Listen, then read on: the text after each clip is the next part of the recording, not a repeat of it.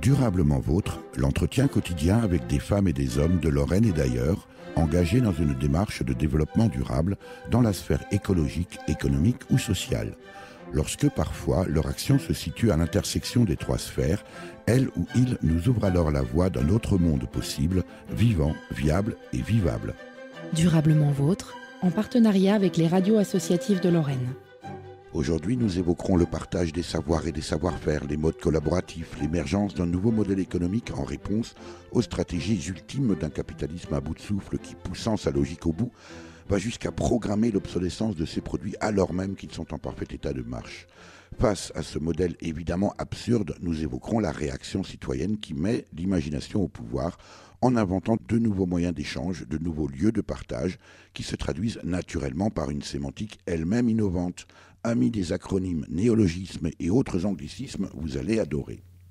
Guillaume Jobard, bonjour. Bonjour. Merci de me recevoir ici au numéro 7 de l'avenue de Blida à Metz à l'adresse du tiers-lieu TCRM Blida qui héberge le Fab Lab M-Design dont vous êtes le Community Manager. Acronyme, néologisme et anglicisme, j'avais prévenu.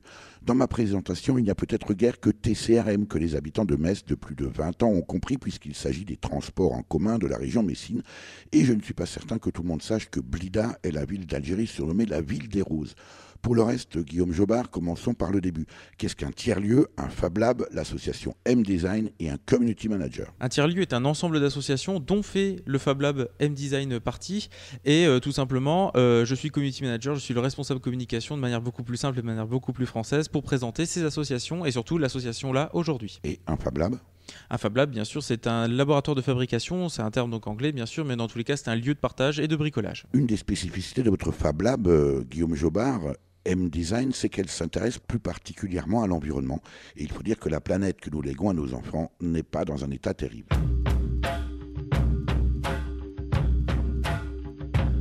Je vois des grandes Tchernobyl en puissance, je vois des animaux clonés, des millions de tonnes de pétrole en souffrance sur des super tankers rouillés. Tout en régressant, on se dit qu'on avance, on accélère, on tourne en rond. Les superproductions font la tendance, mais c'est toujours la même chanson. Cassé de l'Est, stressé de l'Ouest, rusé du Nord, usé du Sud.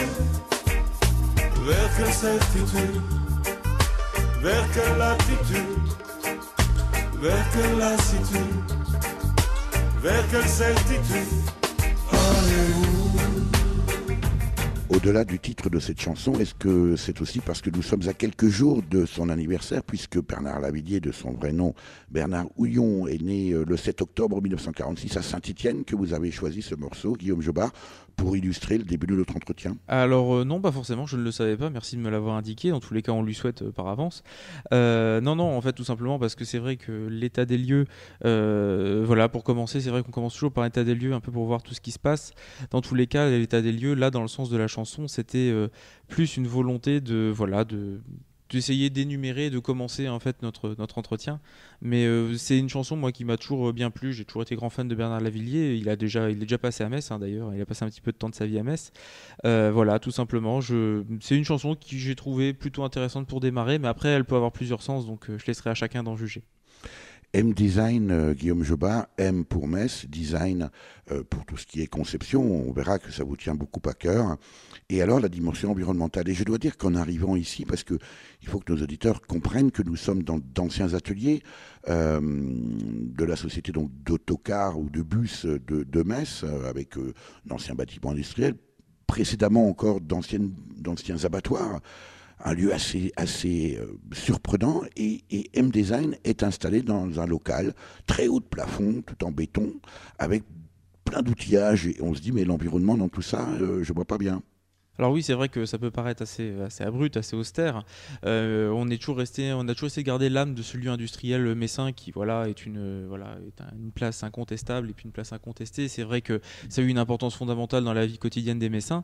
Et depuis sa réadaptation il y a quelques années, on a décidé, du moins il était décidé de pas trop faire de modifications en tant que tel. Alors déjà d'un point de vue financier bien sûr, parce que forcément faire du changement c'est très coûteux, mais c'est surtout que en fait, mine de rien, il n'y a pas forcément le lieu qui doit s'associer à une idée. En fait, nous, l'idée de l'association M-Design, c'est de proposer des choses qui soient innovantes, c'est de proposer des choses qui soient dans le respect de l'environnement, ou du moins en respectant au maximum l'environnement, en étant éco-fab lab, essayant d'être respectueux et dans une démarche de développement durable.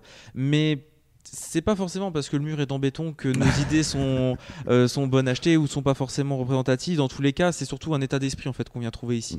C'est vrai qu'en plus des bâtiments, on est comme je l'ai dit en introduction, on est un ensemble d'associations et c'est une synergie en fait qu'on vient trouver en venant ici. Et donc au mur, des outils sur les tables, des machines.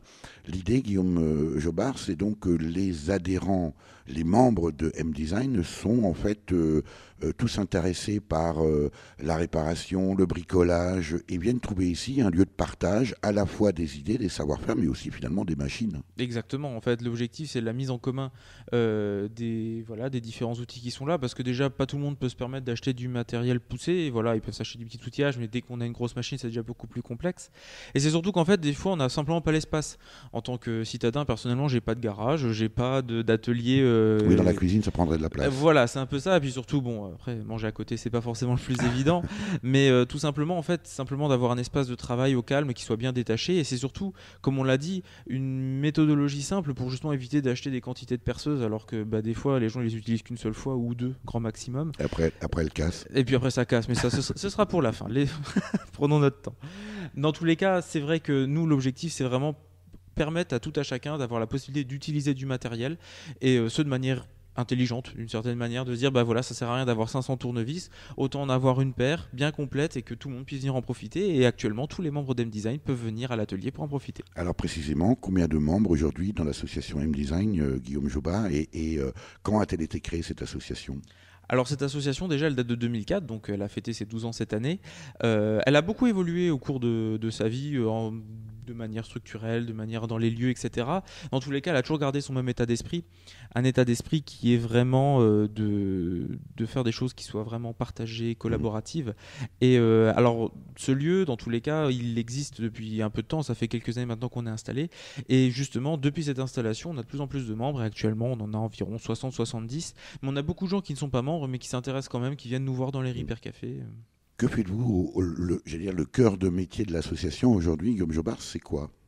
Alors le cœur de métier de l'association, c'est d'abord ce local, donc justement qui permet en fait de faire démarrer plein d'idées, de répondre à plein d'interrogations que les gens peuvent se poser, de permettre à tout à chacun de réaliser des projets individuels, mais aussi des fois on répond aux demandes qui sont extérieures, comme on l'a dit, on a un ensemble d'associations et des fois c'est simplement l'association qui est juste en face de chez nous qui nous dit tiens tu pourrais nous dépanner de quelque chose. Alors des fois on peut lui découper une pièce en bois, des fois on peut lui imprimer quelque chose en 3D, des fois on lui prête simplement une pince parce qu'il il a cassé son vélo, bref des choses comme ça. Et du coup c'est vrai que ça c'est quelque chose d'assez fondamental, mais M-Design se retrouve dans beaucoup d'autres démarches, comme des démarches de formation auprès des jeunes dans les MJC, comme des activités pour l'été pour les enfants, mais globalement on parlera des Repair Cafés un peu plus en détail tout à l'heure, mais c'est vrai qu'M-Design joue le pluralisme des activités.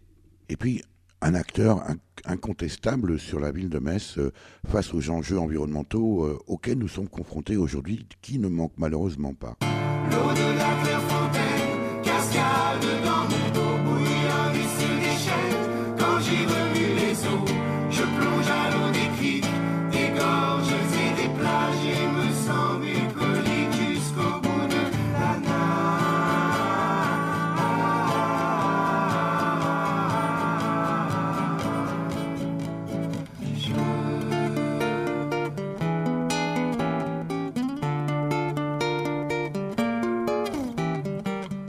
L'eau s'échappe et je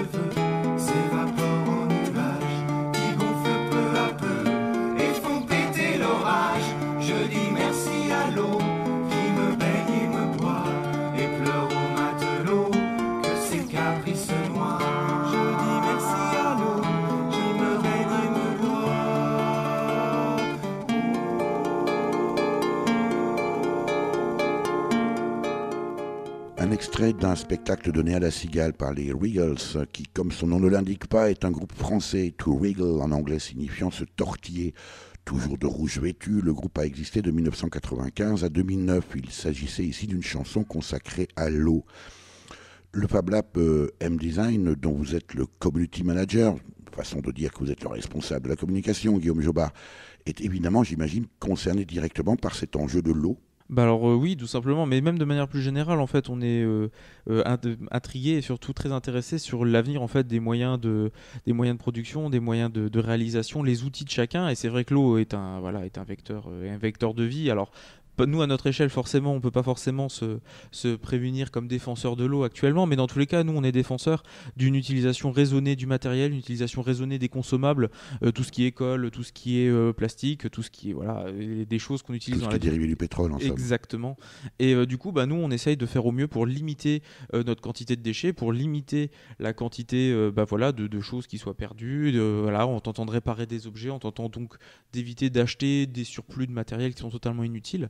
Et du coup, le fait de mutualiser tout ça dans un seul espace que plusieurs personnes peuvent côtoyer, peuvent utiliser de manière quotidienne ou presque, permet vraiment de faire quelques économies, aussi bien financières, mais surtout des économies environnementales. Guillaume Jobard, les gens qui viennent au Fab Lab M-Design à Metz, est-ce qu'ils y viennent parce qu'au départ, ce sont des bricoleurs qui ont envie d'échanger avec des gens passionnés comme eux? Est-ce que ce sont des gens qui cherchent du matériel parce que précisément, comme vous le disiez, ils n'ont pas la place dans leur cuisine? Est-ce que c'est au contraire l'entrée environnementale, j'allais presque dire un peu intellectuelle, en disant je suis conscient que l'école, etc., ça pollue, donc je vais me chercher un Fab Lab qui va m'expliquer comment procéder? Est-ce que c'est un peu tout ça à la fois? Et est-ce qu'il y a des gens qui viennent au départ pour une raison et qui finissent par évoluer et à prendre conscience de la dimension précisément environnementale qui est aussi l'objet de l'association et du Fab Lab M-Design? Alors bien sûr, alors déjà il faut rappeler une chose, l'association elle a but non lucratif, on n'est pas sponsorisé, on est apolitique, athée, etc. Donc du coup en fait les gens ils viennent forcément par leur conviction personnelle. C'est-à-dire que beaucoup de gens viennent pour différentes raisons. On a tout type de public, aussi bien les personnes âgées que les jeunes, que les hommes, que les femmes, que on va pas faire rentrer dans les clichés, mais voilà, en fait, l'association elle est ouverte à tous ceux qui ont une conscience et qui se disent moi j'ai des besoins. Alors oui, comme vous dites, il y a des gens qui viennent juste parce qu'ils sont coincés et qui veulent vraiment faire une petite bricole sur un objet. Et qui n'ont pas nécessairement une sensibilité environnementale, je veux dire. Bien sûr, oui, voilà, il y a plein de gens qui viennent, alors en leur expliquant, en disant que ça peut avoir aussi un petit impact environnemental, ils disent pourquoi pas, c'est sûr, tant qu'à faire, autant faire les deux. Mais il y a beaucoup de gens qui viennent n'ayant pas forcément cette idée-là en tête, qui viennent pour un objectif plus terre à terre, réaliser un projet concret, etc. Et qui se disent tant qu'à faire, pourquoi pas réaliser mon projet, mais aussi le réaliser de manière un peu surveillée, contrôlée, et du coup profiter de cet échange d'idées, de compétences et de matériel pour pouvoir améliorer en fait ce projet, en fait le rendre plus avancé, plus poussé dans la conception et la réalisation, et faire en sorte qu'il soit plus pérenne, plus durable. Donc ça c'est vrai, mais dans tous les cas, comme vous l'avez dit, il y a une vraie évolution. Moi par exemple, quand je suis venu les premières fois, moi je venais un peu par curiosité, pour regarder, je suis pas très bricoleur, je vous l'avoue, mais après je me suis intéressé, et je voyais des gens qui étaient passionnés par l'électronique, qui étaient passionnés par des choses qui m'étaient pas forcément connues à l'époque, et du coup je me suis intéressé, dans cet échange, on se dit pourquoi pas moi-même démonter des choses que je n'avais jamais démonté avant, pourquoi pas me lancer dans l'impression 3D, mais c'est vrai que cette évolution-là, elle est constante, aussi bien parce que le lieu il évolue. Là, on le voit pas, les auditeurs, je vais essayer de vous le décrire un peu, mais on est dans un atelier, il y a différents cartons, des tables, des chaises, mais aussi des machines qui sont diverses et variées, un peu posées partout. Un petit atelier, quoi. Voilà, un petit atelier sympa, mais c'est surtout qu'en fait, il évolue. Vous venez 2 mois de différence, en fait, en fonction des projets de chacun, ça a dû bouger, etc. Donc du coup, voilà, c'est cet objectif-là, mais du coup, dans la tête des gens, ça évolue aussi. Des gens viennent pour un seul projet, finalement, ils repartent avec d'autres idées dans la tête. C'est un peu comme dans un supermarché, on rentre pour acheter un produit et puis finalement on achète toute autre chose.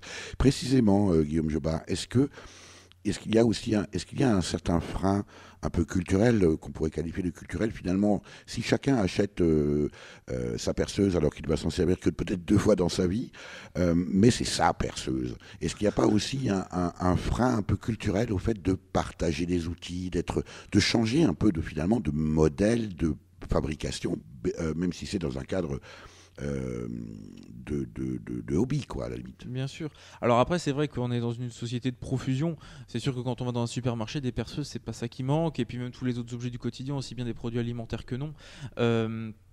c'est vrai que c'est un peu un état d'esprit qu'il faut avoir. C'est pas forcément lié, justement, comme on le disait, à une conviction écologique ou quoi. C'est juste qu'il y a des gens qui ont absolument pas ce réflexe, qui disent bah je l'ai pas, bah je vais dans un magasin, puis je pars avec, je l'achète. Il y en a qui ont déjà pas les moyens d'avoir ce raisonnement-là et qui du coup l'ont de manière indirecte parce que ben je peux pas forcément me le payer, donc j'essaie de trouver un moyen pour contourner le problème. Mais sans critiquer ça, c'est vrai que même on parlera tout à l'heure de la réparation. C'est vrai que le fait de réparer, c'est quelque chose qui s'est perdu. Moi, mes parents, ils ont toujours voulu essayer de réparer les objets, ils m'ont inculqué ça, mais c'est vrai que voilà, c'est quelque chose qui est assez aléatoire et on en reparlera tout à l'heure dans les Repair Café. D'autant qu'il est temps d'agir et déjà qu'il ne reste pas grand-chose et c'est peu dire. Il ne reste que quelques minutes à ma vie. Au plus quelques heures, je sens que je faiblis. Mon frère est mort hier au milieu du désert. Je suis maintenant le dernier humain de la terre. On m'a décrit jadis quand j'étais un enfant ce qu'avait l'air le monde il y a très très longtemps, quand vivaient les parents de mon arrière-grand-père et qu'il tombait encore de la neige en hiver. En ces temps on vivait au rythme des saisons et la fin des étés apportait la moisson. Une eau pure et limpide coulait dans les ruisseaux où venaient s'abreuver chevreuils et orignaux. Moi je n'ai vu qu'une planète désolante, paysage lunaire et chaleur suffocante, et tous mes amis mourir par la soif ou la faim, comme tombent les mouches, jusqu'à ce qu'il n'y ait plus rien. Plus rien. Plus rien.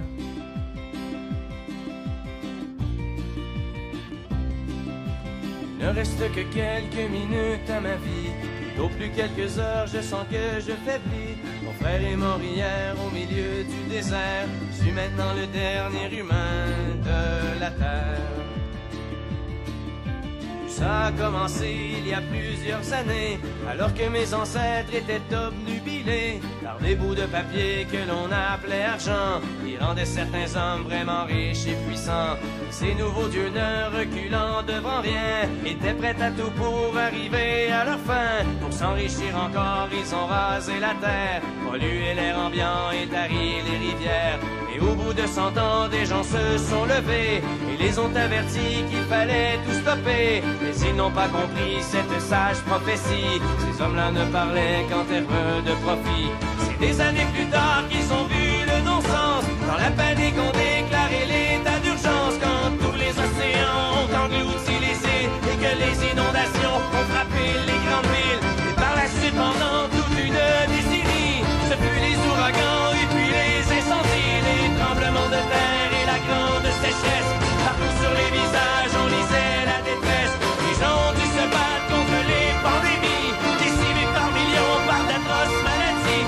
Puis les autres sont morts par la soif ou la faim, comme tombent les mouches, jusqu'à ce qu'il n'y ait plus rien.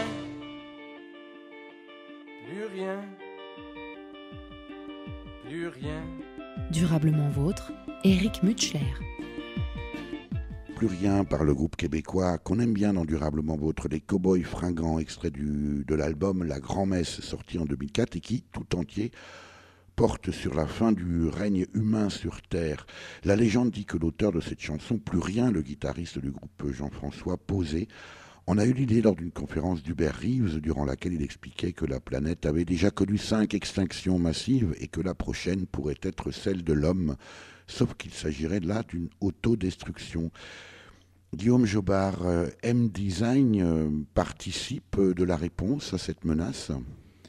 Alors déjà, à l'échelle générale, on n'a pas cette prétention, mais c'est vrai que chacun à l'échelle locale peut interférer et puis peut essayer justement de réduire cette autodestruction. Nous, on est assez optimiste pour être précis. Nous, on pense pas on espère du moins que ça va pas se finir dans des conditions dramatiques, mais dans tous les cas, nous, à notre échelle, on essaie de faire de notre mieux pour que déjà on passe une existence qui soit belle.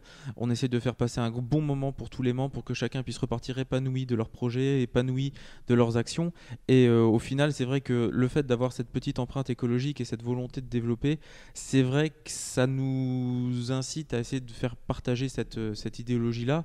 Comme on l'a dit, sans forcément avoir un but, mais simplement pour sensibiliser les gens à ça. Mais voilà, nous on reste toujours dans un état d'esprit qui est très local et surtout dans un esprit qui est très positif. Guillaume Jobard, lorsqu'on est comme vous responsable de la communication, community manager, c'est le nouveau terme qu'on utilise, du Fab Lab M-Design, est-ce que vous avez le sentiment que l'association ou que le Fab Lab a une dimension strictement locale. Quand je dis locale, c'est pas simplement d'un point de vue géographique, mais est-ce que ça s'adresse à une petite part de la population, peut-être plus éclairée que la majorité, ou est-ce que ça a vocation à s'étendre? Est-ce que vous pensez qu'il va y avoir progressivement comme ça un impact culturel qui va, alors j'aime pas trop l'expression, faire tache d'huile, mais l'idée est là? Dans tous les cas, nous, c'est vrai que déjà, on a une prétention locale dans le sens où c'est vrai que on souhaiterait que ce lieu il soit généralisé, etc. Mais c'est vrai que beaucoup de gens peuvent pas forcément faire le déplacement jusque chez nous à Metz. Donc déjà, c'est ça que ça nous réduit un peu notre empreinte. Après, pour faire tache d'huile et revenir pour cette histoire de personnes qui pourraient être concernées ou intéressées, ici, il n'y a aucun filtrage, d'accord ? On est dans une situation où, en fait, on accepte n'importe qui, la porte est ouverte pour tout le monde, et du coup, il n'y a pas de limite sociale, ou il n'y a pas de limite financière, ou il n'y a pas de limite comme ça. On est simplement réceptif à notre environnement, à tout ce qui nous entoure, les associations autour de nous, les jeunes qu'on croise dans la rue, les personnes âgées qu'on rencontre dans différentes activités.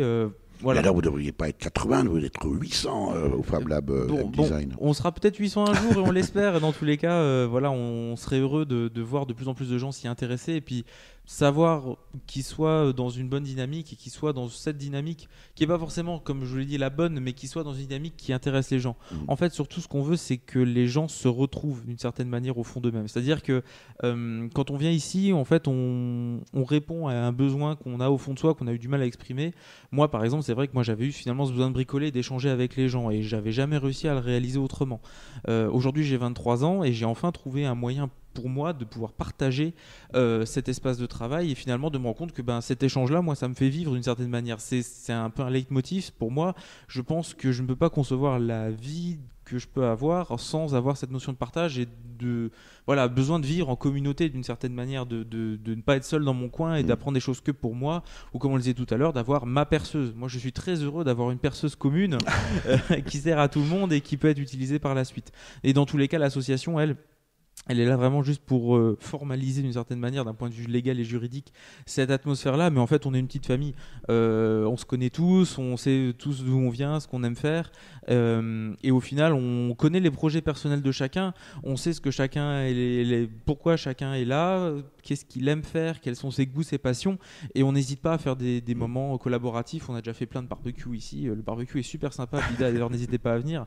Mais voilà, on a toujours fait des moments de partage, d'échange. Et au final, en fait, c'est un peu une espèce d'atmosphère qui est à la fois de travail, parce qu'on est assez sérieux, on utilise du matériel professionnel des fois, on est dans des situations complexes où on essaye vraiment de résoudre des problèmes assez graves, mais on a gardé cet état d'esprit, pas de gamin, mais de famille, où en fait on essaye vraiment de bricoler comme on le faisait à l'ancienne, quand notre père nous expliquait, comme surtout le mien, permettait d'avancer et puis de bricoler, et au final, moi c'est quelque chose qui m'a toujours intrigué, intéressé. Alors justement, Guillaume Jobard, vous parlez à l'ancienne, et à vous entendre, on a presque le sentiment que le lien social qui se recrée paraît presque aussi important que les capacités techniques qu'apporte l'association.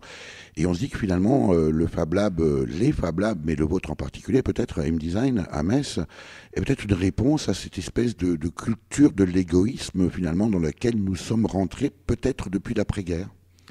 Alors dans tous les cas, nous on n'est pas égoïstes chez M-Design. Là dans tous les cas, ça il n'y a pas de problème, on est là vraiment pour partager nos idées, et puis on est là surtout pour faire en sorte que les gens repartent heureux et satisfaits de cette rencontre avec cette petite association locale.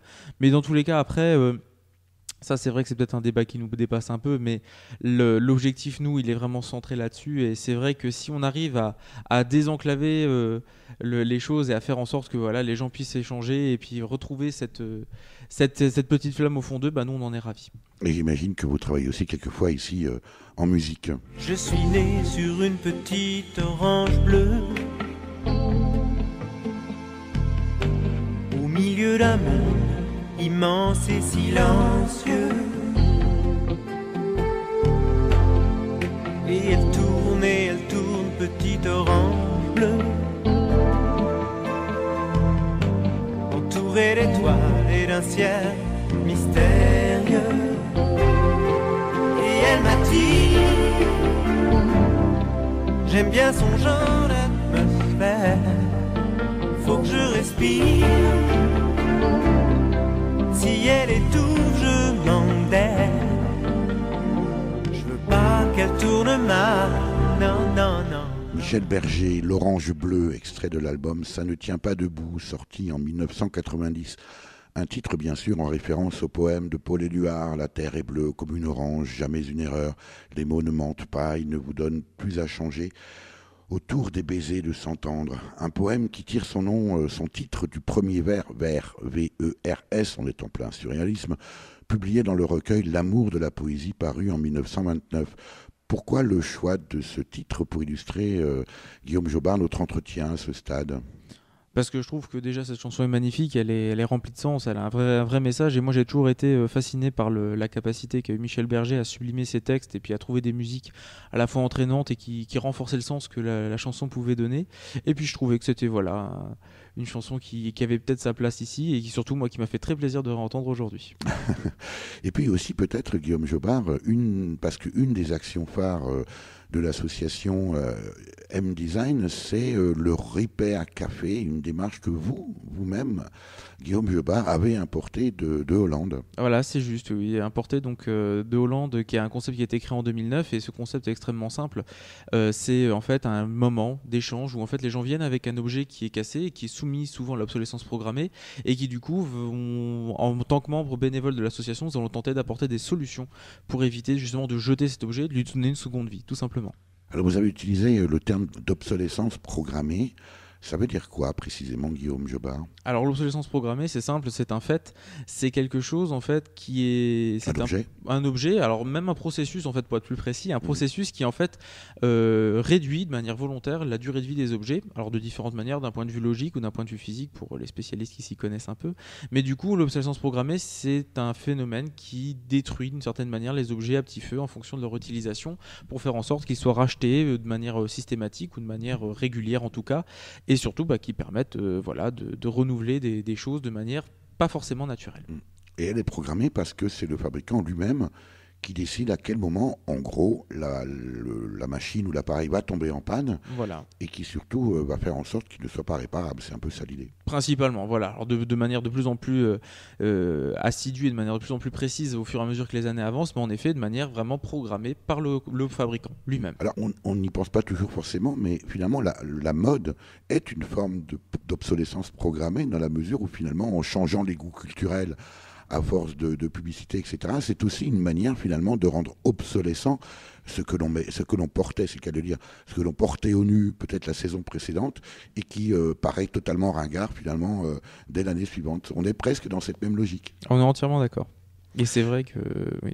Alors le Repair Café du Fab Lab M-Design, Guillaume Jobard, c'est une des actions phares, je le disais. Et puis en plus, vous êtes en train de le rendre itinérant ici autour de Metz. Exactement. Donc en fait, il y a de plus en plus de lieux. Donc on travaille actuellement avec la Masse du Sablon, la maison des associations du Sablon, mais aussi avec la MJC de Voipy, qui est juste à côté de Metz, pour ceux qui s'y connaissent un peu. Et c'est surtout que ce concept-là, en fait, on l'a apporté. On a aidé d'autres associations locales à le développer. Actuellement, nous avons donc été les premiers en Lorraine, mais il y en a d'autres qui ont ouvert, pas non loin de Sarreguemines, à Nancy, enfin Vendœuvre-les-Nancy pour être très précis, mais aussi à Bras-sur-Meuse, chez nos collègues du Numérifab. Et du coup, voilà, c'est vrai que c'est un concept qu'on essaie de porter déjà à Metz, en essayant d'aller dans de plus en plus d'MJC, dans de plus en plus de lieux ouverts au public pour proposer cette activité-là. Mais c'est surtout, voilà, on essaie de le faire dynamiser pour que ça ait une portée locale, régionale, et puis voilà, faire en sorte que ce mouvement des Repair Café, actuellement il y a quasiment 1200 Repair Café dans le monde, il y en a quasiment un qui s'ouvre chaque semaine, et du coup voilà, c'est un mouvement international qu'on suit de manière très active ici à M-Design. Alors très concrètement, Guillaume Jobard, comment ça se passe ? J'imagine que quand on dit Repair Café, c'est parce que aussi il y a peut-être un café, je ne sais pas, mais l'idée, j'imagine que c'est qu'on vient avec, je ne sais pas, allez, on va dire une imprimante ou peut-être un fer à repasser qui marchait jusqu'à présent, qui a l'air parfaitement en état, il n'est pas tombé par terre ni rien, et puis il ne marche plus. Donc j'imagine peut-être les gens viennent à ce café, puis vous rencontrez, vous les spécialistes, et plutôt que de l'amener, parce qu'il n'est pas réparable, la réparation coûterait beaucoup trop cher, c'est un peu une réaction quasi citoyenne finalement à ce modèle que l'on tente de nous imposer, qui consiste à acheter pour jeter finalement. C'est exactement ça l'idée. En fait, les gens viennent avec leur objet endommagé, donc on va reprendre notre exemple d'imprimante. Une personne se présente avec son imprimante, elle imprime plus depuis 2 jours, à l'instant à l'autre elle s'est arrêtée de fonctionner, et du coup elle est accueillie par une gentille personne qui lui propose bien entendu un café, vous l'aurez bien compris dans le titre, et qui surtout du coup va lui demander qu'est-ce qui se passe réellement. Donc il y a déjà un pré-diagnostic qui est effectué et après elle est redirigée vers un spécialiste. Alors il y a des spécialistes dans tout, mais en fait spécialiste est peut-être un mot un peu abusif. Pourquoi ? Parce qu'en fait nous ne sommes pas des professionnels. En tout cas nous ne nous présentons pas en tant que professionnels à un Repair Café. Nous avons des connaissances, on a déjà été un peu bricoleur, on a un esprit un peu de curiosité, de démontage, mais au final donc on suggère la personne qui serait apte à pouvoir régler le problème. Alors les imprimantes, pas de bol, c'est moi. Donc du coup parce que j'ai 2-3 petites astuces pour essayer de les remettre en route, et du coup on va essayer de trouver une solution la moins coûteuse possible, la plus respectueuse de l'environnement, pour faire repartir cette imprimante et faire en sorte que la personne puisse repartir avec son imprimante en état de marche. Et justement, ça marche ? Ah ça marche, c'est assez aléatoire malheureusement. Plus les objets sont récents, plus c'est complexe, mais dans tous les cas on a un taux de réparation qui est assez aléatoire en fonction des soirées, mais globalement on peut s'estimer qu'un produit sur 2 peut repartir dans de bonnes conditions. Par un beau lundi matin ensoleillé, Charles découvre durant sa balade matinale un nouveau lieu qui attire son attention. Ceci n'est pas un bureau. Intéressant. Allons voir de quoi il s'agit, se dit notre curieux.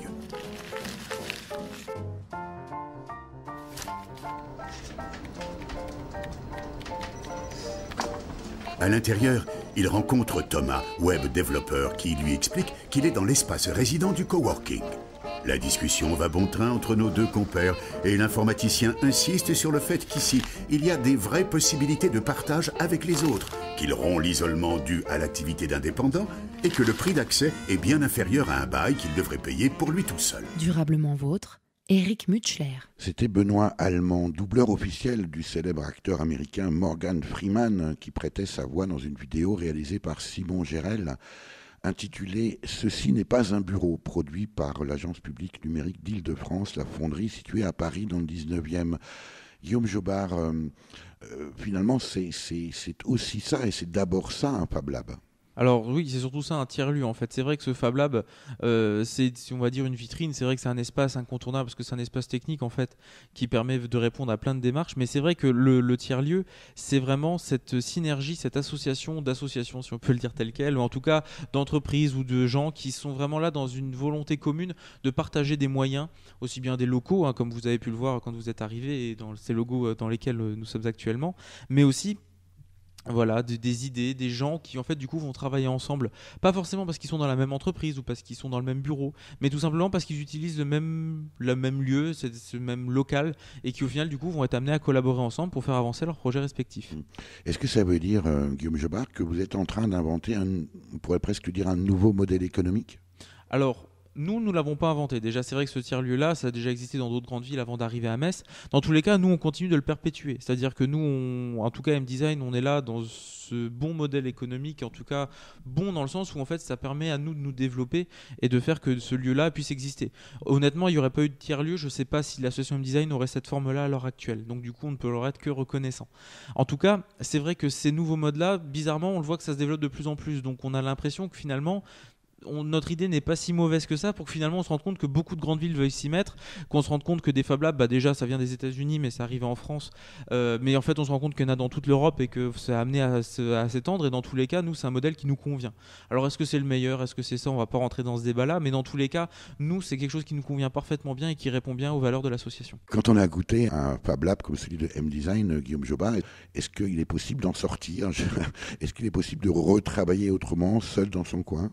Ah bah pourquoi pas, après dans tous les cas nous on retient personne à la porte, ça je vous le dis, mais dans tous les cas ce que je veux dire c'est que dans tous les cas nous on est là pour proposer une alternative, comme vous l'avez dit, une alternative, une autre manière de travailler, une autre manière de penser les choses.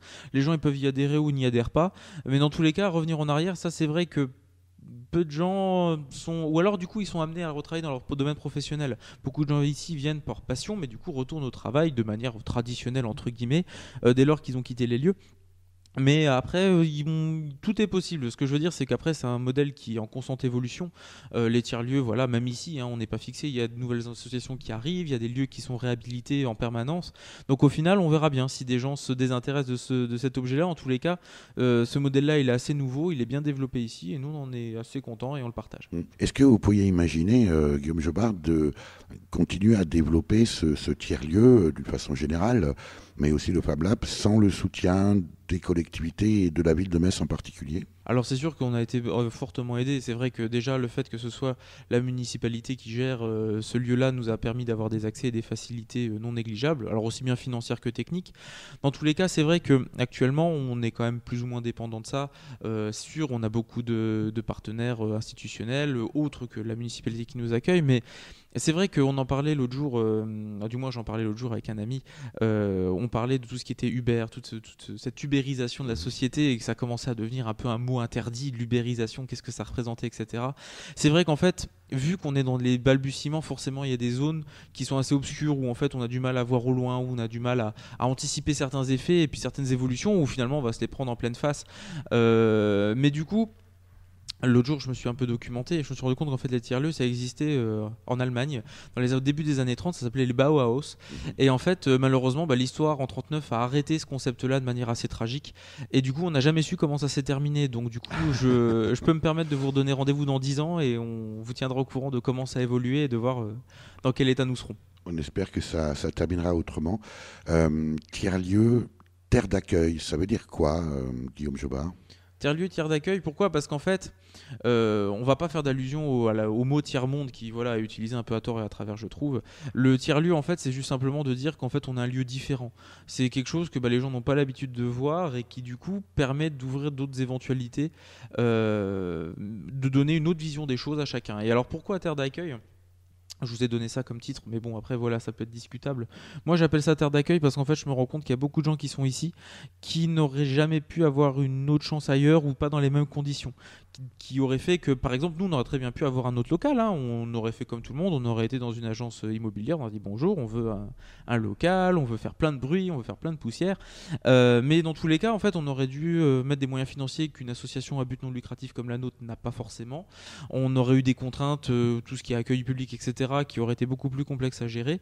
Et du coup, en fait, le tiers-lieu, pour nous, moi et surtout dans mon sens, c'est une terre d'accueil pour des gens, pour des associations, pour des concepts qui n'auraient peut-être pas eu la chance de se développer de cette manière-là, et du coup on est très heureux d'être accueillis sur ce genre de lieu pour faire en sorte que ça se développe. Et ça se développe et c'est une réaction et une activité citoyenne.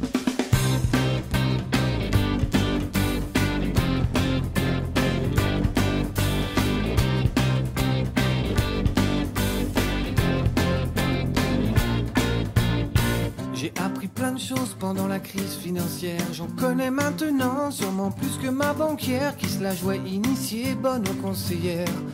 Mais elle ne fait plus la fière, la boursicoteuse d'hier, quand elle voulait me vendre ses six caves. Le placement pas grave, l'investissement du brave, aujourd'hui on l'appelle madame la grosse cave. Juste bonne à faire descendre le cours de la betterave. Allez, tous vous faire réguler, vous me faites rigoler quand je vous vois paniquer. Allez tous vous faire spéculer. On nous a dit plein de choses pendant la crise financière. Ça viendra pas chez nous, ça venait du ministère. Les commentateurs perdus dans leurs commentaires, les experts en analyse du tout et de son contraire. Que ceux qui ne comprennent rien expliquent à ceux qui pichent que dalle. Pour le manque de liquidité, demandez aux banques centrales. Si c'est une chute des cours, faut réserver fédéral. Quand le libéral appelle au secours et nous fait la morale, c'est le paradis fiscal. Allez, tous vous faire réguler, vous nous faites rigoler quand je vous vois paniquer. Allez tous vous faire spéculer. Allez tous vous faire réguler, vous me faites rigoler quand je vous vois paniquer. Allez tous vous faire spéculer.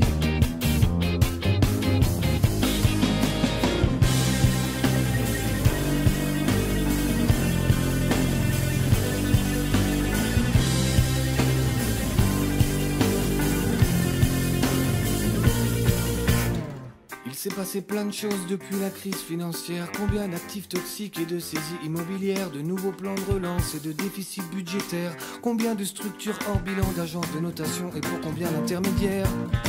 À l'heure des justifications et des délocalisations, de récession en dépression, tout en indice et inflation. À l'heure des comptes, titrisation des bénéfices et fluctuations. À tous les traders en action et à leur prise de position. Allez, tous vous faire réguler, vous me faites rigoler quand je vous vois paniquer.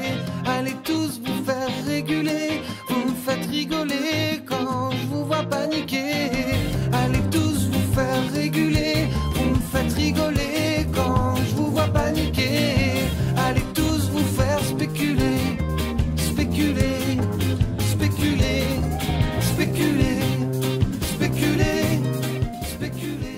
Régulé du groupe français Volo, extrait de l'album En attendant, sorti en septembre 2009. Volo, ce sont deux frères, Frédéric et Olivier Volovitch, originaires de Tours.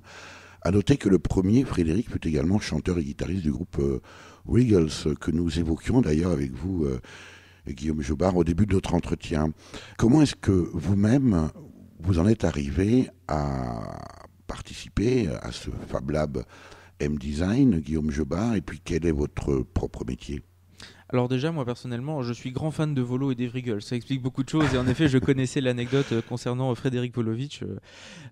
C'est vous qui avez choisi en effet ce titre. C'est juste. Et dans tous les cas, moi personnellement, en fait, je suis auto-entrepreneur en informatique. Alors maintenant, on doit dire micro-entrepreneur. Voilà, en fait, moi, je suis concepteur de site web à la base. Je fais de la formation, du dépannage informatique chez des particuliers et des professionnels sur Metz et ses environs. Et comment je me suis retrouvé là ?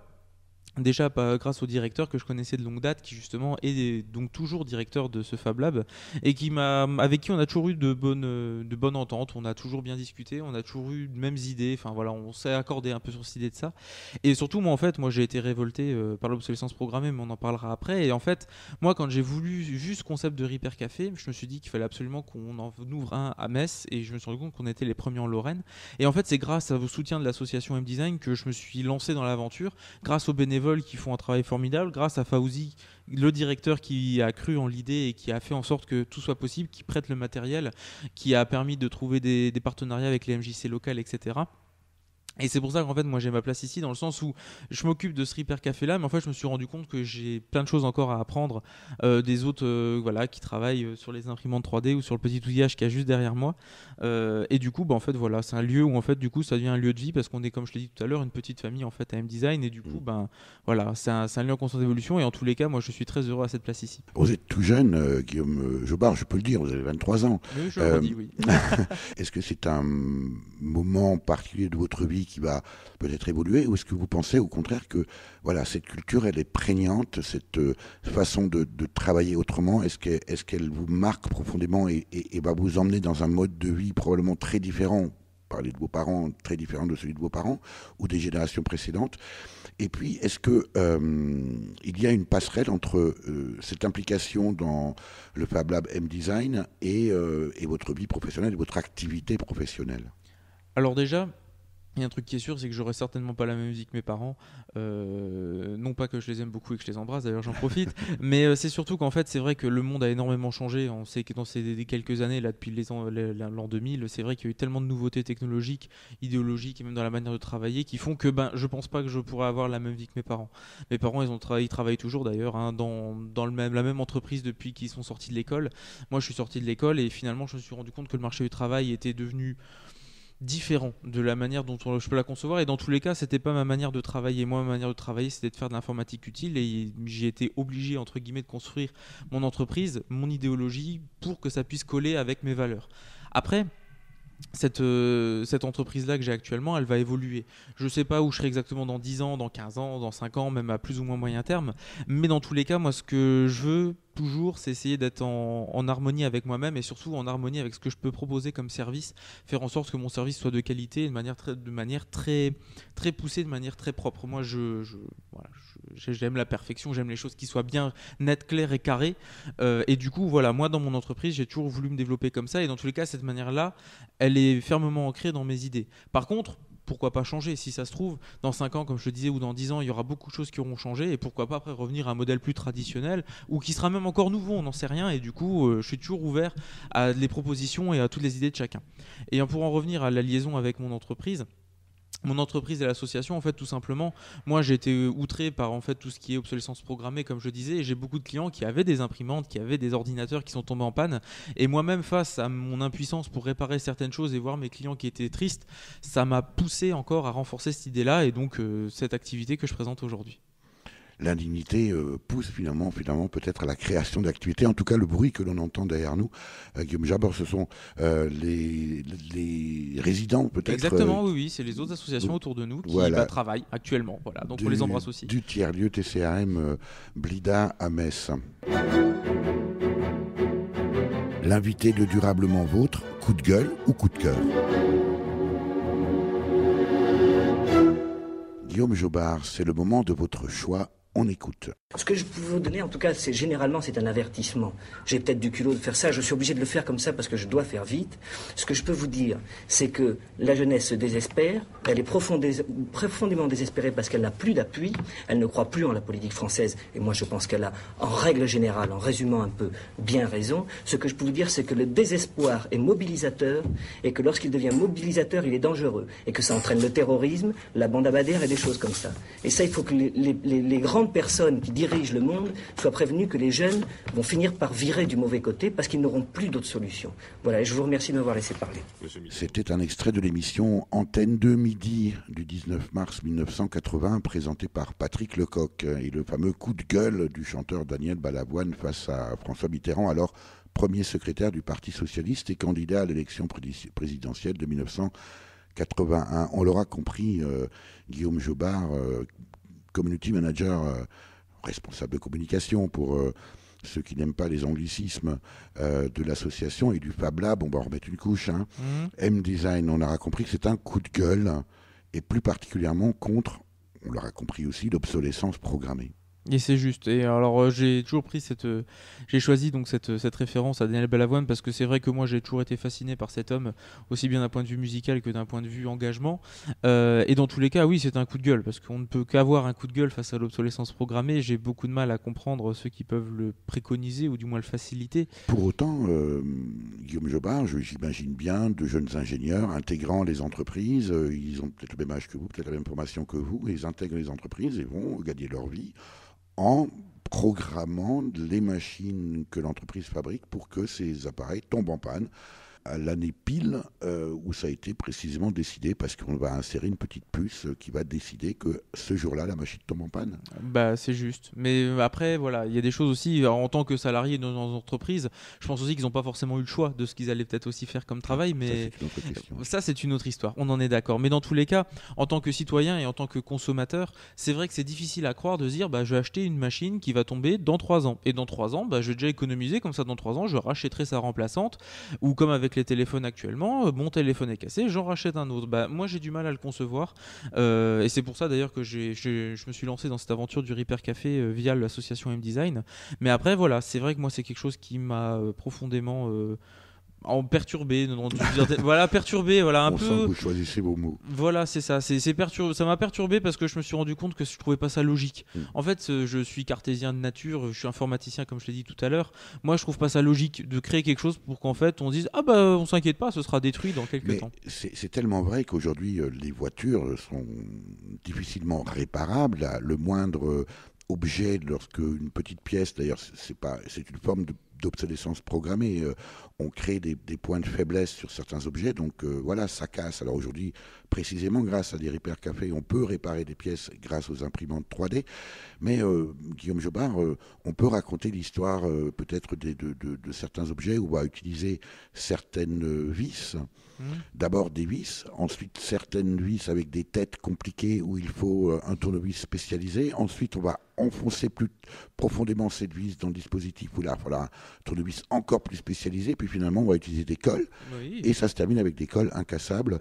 Et là, on est obligé de jeter ou de le changer complètement. Voilà, ou même rifter. Enfin bref, il y a des tonnes de technologies. Les bricoleurs, ils s'y retrouveront. Dans tous les cas, c'est vrai que pour fixer des choses, ils ont été pas de main morte, justement. Les ingénieurs ont bien travaillé pour justement complexifier ce travail. Mais en fait, du coup, c'est vrai qu'on est dans une espèce de guéguerre un peu inutile où en fait, les gens, ils essayent de réparer. Mais finalement, voyant que les gens tentent de réparer via des sociétés qui existent, qui proposent ça comme service, mais surtout des gens comme iFixit aux États-Unis qui démontent les téléphones de manière assez éhontée pour comprendre les mécanismes. Mais au final, en fait, on perd plus notre temps à créer des solutions pour protéger, alors au nom de la sécurité des utilisateurs, bien sûr, pour éviter que les gens démontent eux-mêmes et puis se fassent super mal à enlever une vis. Après, dans tous les cas, c'est vrai que c'est un peu, voilà, il y a des arguments pour et des arguments contre. Je comprends parfaitement les gens qui soient pour et parfaitement les gens qui soient contre. C'est juste que en fait, à force de créer ces outils-là, de créer des vis, de créer encore des nouveaux tournevis, des choses comme ça, on n'a pas l'impression qu'on rentre dans quelque chose de vertueux. Pour moi, on devrait améliorer les outils de jour en jour, on devrait améliorer les objets pour qu'en fait le quotidien des familles soit amélioré, le quotidien des travailleurs, le quotidien de chacun, de vous, de moi, justement pour faciliter des enregistrements, faciliter des choses. Et en fait, j'ai l'impression qu'en fait, on n'avance plus. J'ai l'impression que le progrès s'arrête en fait en reculant face à ça, parce qu'au final, sous couvert de progrès, en fait, c'est une forme de régression. En tout cas, c'est mon sentiment personnel. Après, voilà, c'est vrai que moi je trouve ça étrange de continuer à s'obstiner à faire des choses comme ça. Mais après, voilà, c'est vrai que ça peut avoir du bien, du mal. Voilà, il n'y a pas tout qui est acheté dans ces situations-là. Mais personnellement, moi, c'est mon coup de cœur. Et surtout, moi, ce qui me désole, c'est de voir qu'on n'en parle pas assez souvent. En fait, tous les gens considèrent ça maintenant comme de l'acquis. C'est normal de jeter dans la culture. C'est normal de jeter ses produits quand ils marchent plus, c'est normal. C'est pas si normal que ça, Guillaume Jobard, puisque la loi du 22 juillet 2015, l'article 19 de la loi sur la transition énergétique, adoptée donc le 22 juillet 2015, fait aujourd'hui d'obsolescence programmée un délit qui entraîne jusqu'à 2 ans de prison et 300 000 euros d'amende pour un individu et 5% de son chiffre d'affaires annuel s'il s'agit d'entreprises contrevenantes. Alors, je vous vois sourire en face de moi. Pourquoi ce petit rictus, Guillaume Jobard ?